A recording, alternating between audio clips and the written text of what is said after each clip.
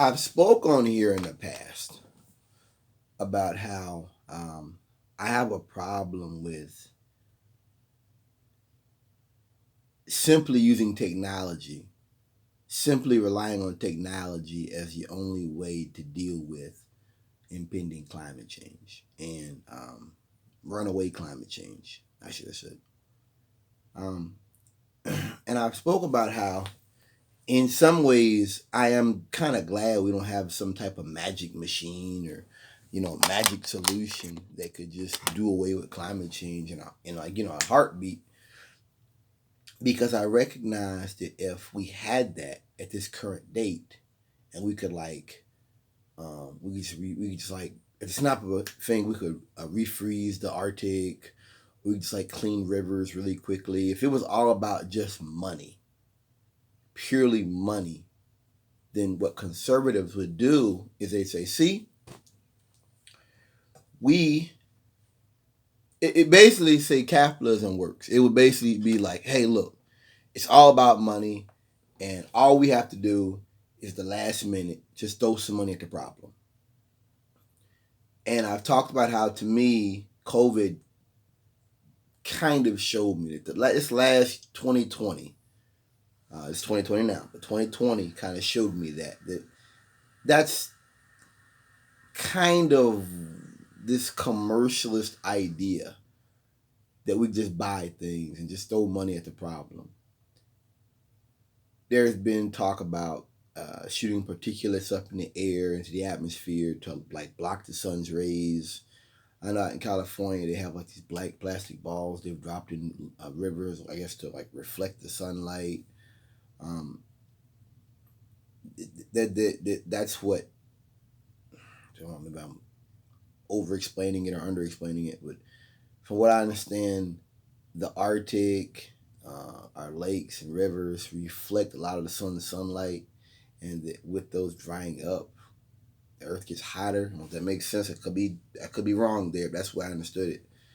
Um, so if we had a magic potion, a magic machine that could deal with these problems, I believe people would become lax, complacent, and it'd just be this idea that we could just throw money at these problems. Um, there's a movie I'm thinking about, came out in the '90s, called Cosmic Slop. It's called Cosmic Slop, and it was basically like an African American themed Twilight Zone. So HBO years ago, and in one of them, the aliens come down. They said, we want every African American, every black person in America. They wanted them. They wanted a melanin or something, and they wouldn't tell the people what the aliens wanted with them. They just wanted them. And like, if you give us the black people, we can clean the rivers. We can give you this, unlimited energy.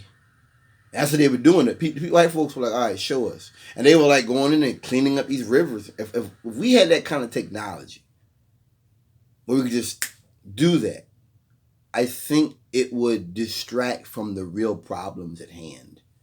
Um, now that I've given you that premise, let's start.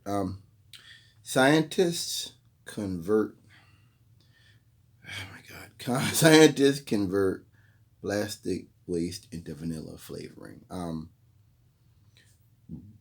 may not explain this properly. They're breaking down plastic waste with bacteria, genetically enhanced bacteria, engineered bacteria, into something else, and it gets into vanillin. About 85% of vanillin is currently made from chemicals taken from fossil fuels. The found in a wide variety of food, cosmetic, pharmaceutical, cleaning, herbicide products. Demand is growing rapidly. I'm not getting into all that.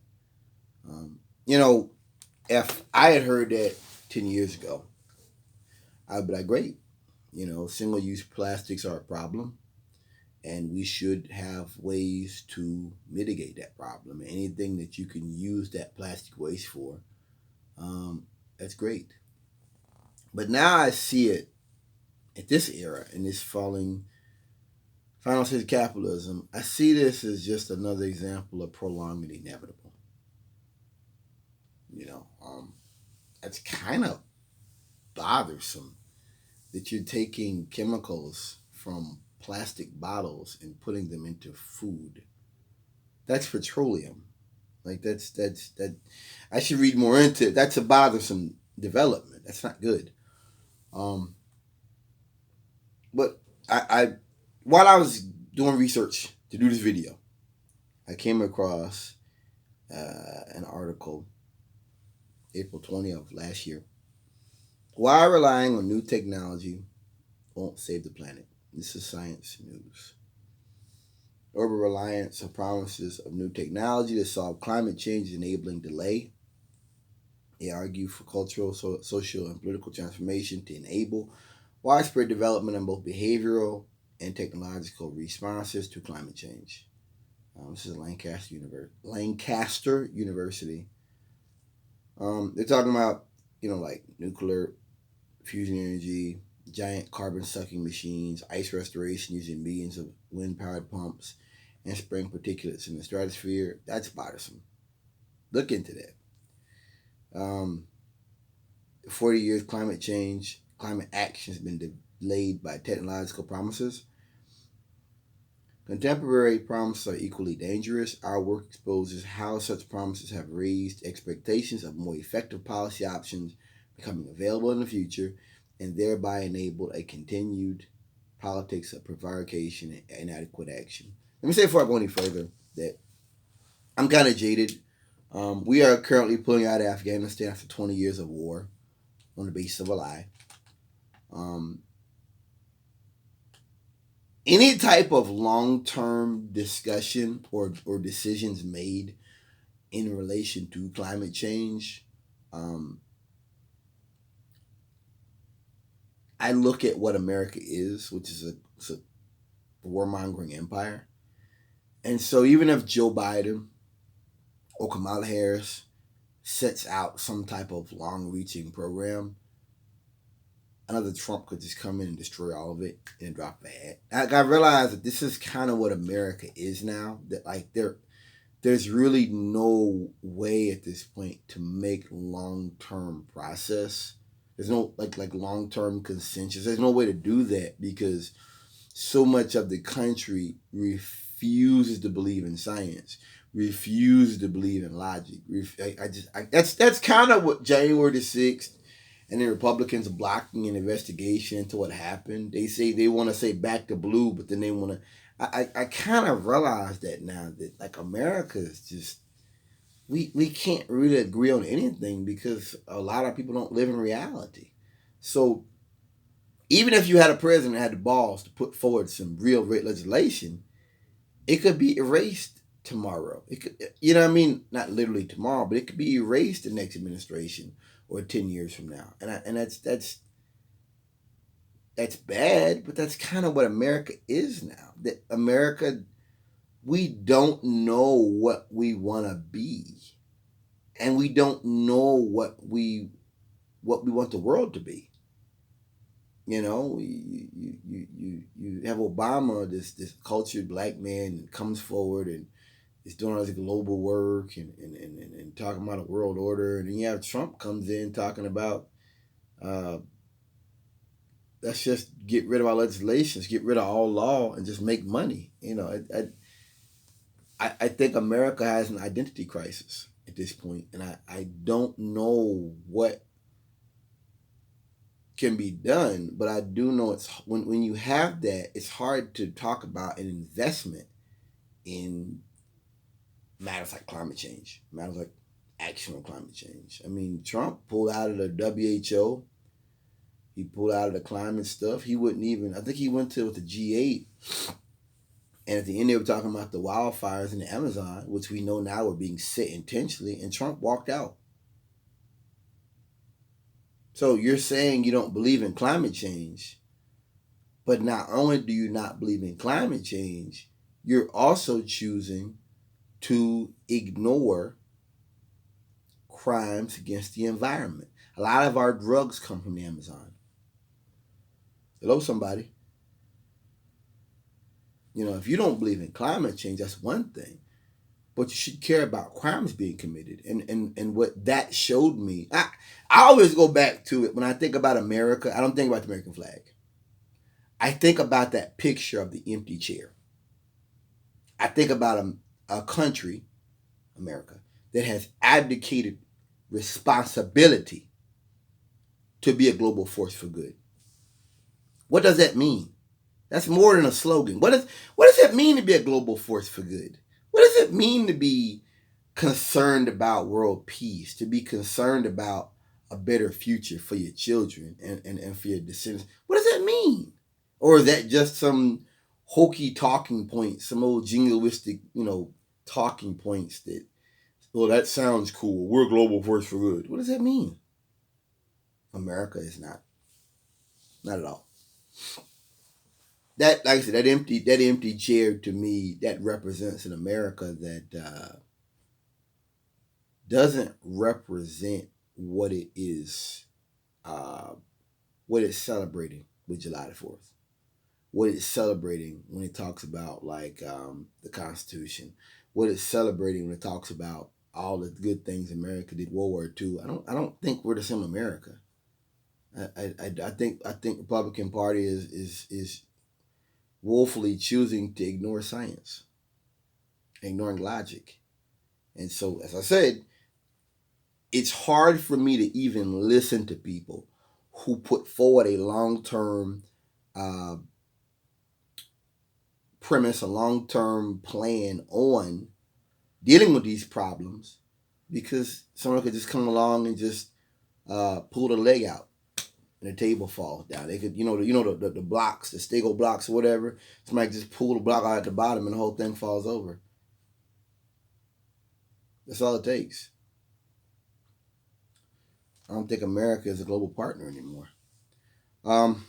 Prevarication not necessarily intentional, but such promises can feed systematic, quote, moral corruption in which current elites are enabled to pursue self-serving pathways while passing off risk onto vulnerable people in the future and the global South. Hey, that's a good one. I gotta save that. I'm sorry. That's a really good one. This is what I'm talking about. This is what I'm talking about. You make it about, and it's kind of like the Nazis. I think about that again. The Nazis, you had one of the first semi-automatic rifles at the end of the war. You had that camouflage they came out with. It was like a oil painting type stuff. They had the Dora, the artillery.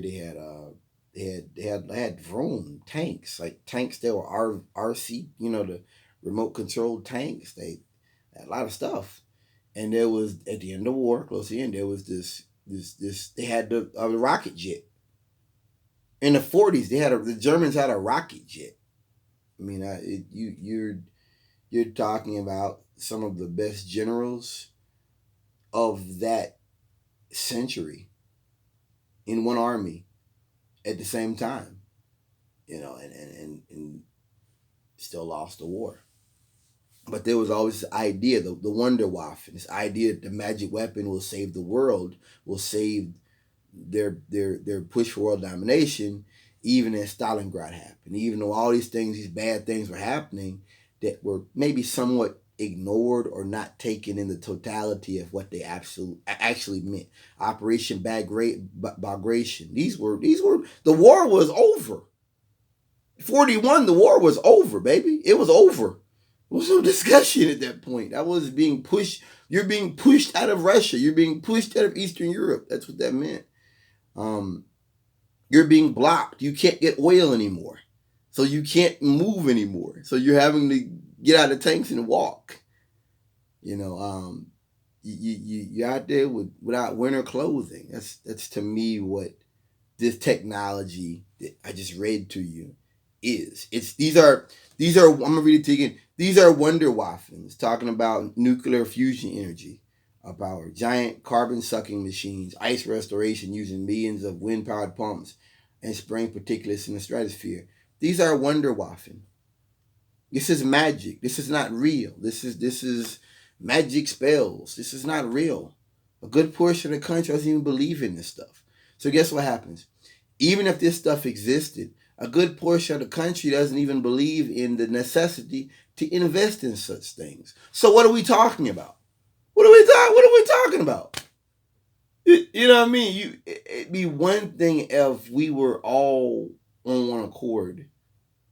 We're working within a global framework. Like you had the Copenhagen summits, you had the Rio back in the 90s. Yeah, even if you one thing if you had those things, but you don't. As I said before, you could set this stuff up, you could set a long-term 10, 20-year plan, and all it takes is one Trump to come out and say, you know what, I'm gonna defund this department, and the whole thing collapses. And I don't think the world trusts America anymore. I mean, they're even in Germany, even AFD believes in climate change. Like I just want people. I want you to understand with this video. If you're in politics and you believe climate change just isn't real, that none of it's real, you are alone. I mean, like you. Nobody thinks that. You can say that maybe it's too far to do something about it, or you can say it isn't as bad as we say it is, or you can say that it isn't human, produced by humans. You can say that, but to just say it's not real, uh, or to say what the one gentleman make the point about, can we alter Earth's orbit or revolution per minute? You know, thank you for listening.